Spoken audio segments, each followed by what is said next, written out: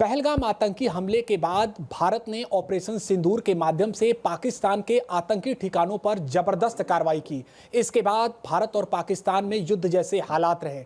बहुत से देशों ने खुलकर भारत का साथ दिया, वहीं टर्की ने पाकिस्तान का साथ दिया है। अब इस मामले को लेकर भारत से टर्की जाने वाले पर्यटकों पर भी असर पड़ा है। क्या असर पड़ा है, हम इस पर बातचीत करने के लिए हमारे साथ जुड़े हैं ऑल इंडिया टूरिस्ट फेडरेशन के national coordinator doctor Ajay Singh ji. क्या देख रहे हैं, वर्तमान स्थितियां क्या है अजय जी? जो ये इंडिया पाकिस्तान की वॉर शुरू हुई और इसमें सबसे ज़्यादा नुकसान यदि किसी को हुआ तो पर्यटन व्यवसायियों को हुआ, पर्यटन व्यवसाय को हुआ।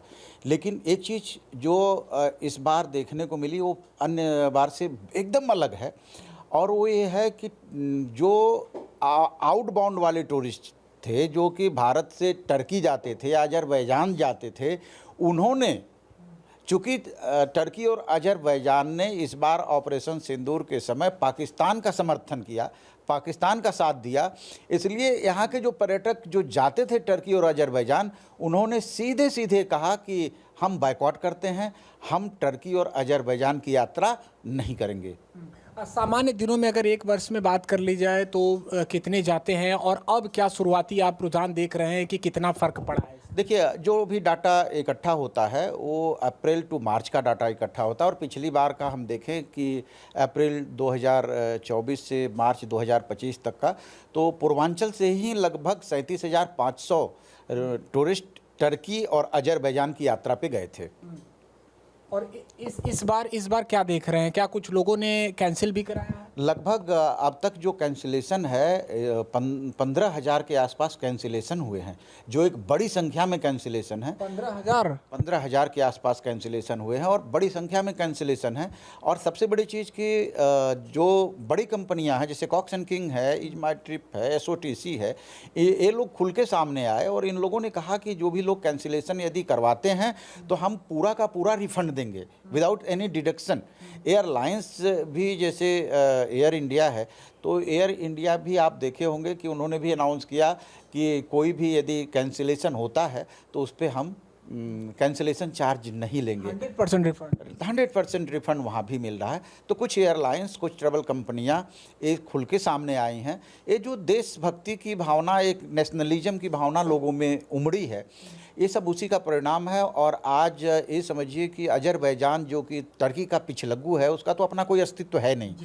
ये सोवियत संघ से विघटित राष्ट्र हैं ये लोग, इनका अपना कोई अस्तित्व नहीं, तो टर्की के पिछलग्गू हैं। लेकिन टर्की के पिछलग्गू होने का खामियाजा अजरबैजान को भुगतना पड़ेगा, क्योंकि अजरबैजान एक थाईलैंड जो लोग जा रहे थे तो उनका एक समझिए सब्स्टिट्यूट बन के अजरबैजान उभर रहा था। वहाँ भी काफ़ी संख्या में पर्यटक जाते थे और ख़ास करके पैसे वाले लोग जाते थे। तो अब उन पर्यटकों का वहाँ पे न जाना, और उसकी आप GDP आप उठा के देख लीजिए तो उनका लगभग 10% GDP वो टूरिज्म आधारित है। तो बहुत बड़ा असर पड़ेगा, थोड़ा असर नहीं पड़ेगा।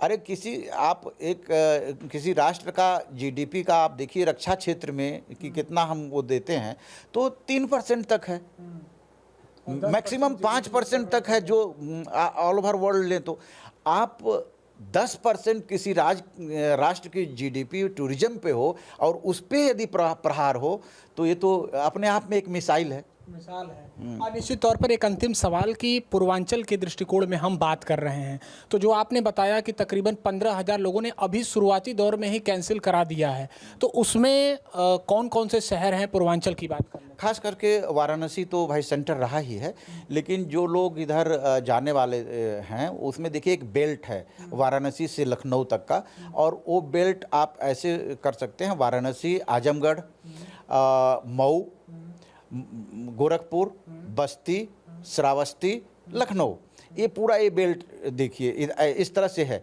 यहाँ से ज़्यादातर लोग जाने वाले रहे हैं यदि आप पूर्वांचल या यूपी की बात करें तो, और कैंसिलेशन भी यहीं से सबसे ज़्यादा आ रही है, सबसे ज़्यादा।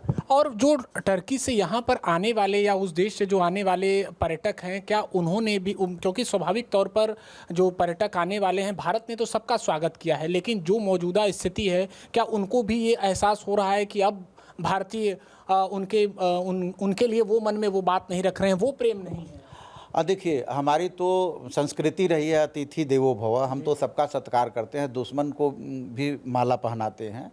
लेकिन जहाँ तक यदि राष्ट्रीयता की बात आती है, राष्ट्र धर्म की बात आती है, तो वहाँ सब लोग कंधे से कंधा मिला के खड़े रहते हैं।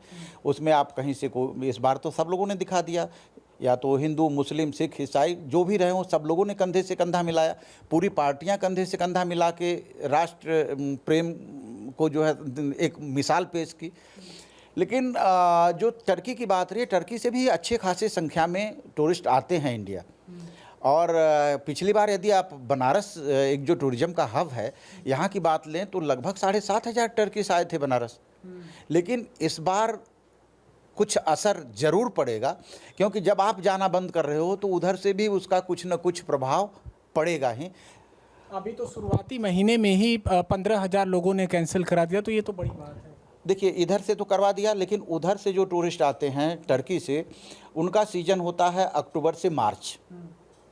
अक्टूबर से मार्च तब तक परिस्थितियां कैसी होती है ये उस पर डिपेंड करेगा। बहुत शुक्रिया जानकारी के लिए। तो ऐसे में स्थिति स्पष्ट है कि भारत पाकिस्तान के मौजूदा हालात के बीच टर्की के पर्यटन पर भी असर पड़ने वाला है। एबीपी लाइव के लिए वाराणसी से निशांत चतुर्वेदी।